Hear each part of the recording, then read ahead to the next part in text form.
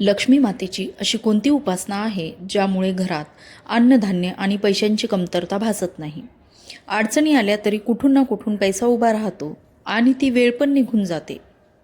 दर शुक्रवारी कनकधारा स्तोत्राचे वाचन ज्या घरामध्ये केले जाते त्या घरामध्ये पैशाची अडचण कधीच भासत नाही. आणि जरी कदाचित पैशाची अडचण जाणवली तर कुठून पैसा उभा राहतो, कुठून ना कुठून आपल्याला कोणीतरी मदतीसाठी येतो किंवा कुठून ना कुठून आपल्याला लक्ष्मी मातेची कृपा लाभते, ते या स्तोत्रामुळे आपल्याला समजत पण नाही आणि आपली ती अडचण दूर होते. तर अशा या कनकधारा स्तोत्रांचे फायदे काय आहेत ते आपल्याला पाहायचे आहेत.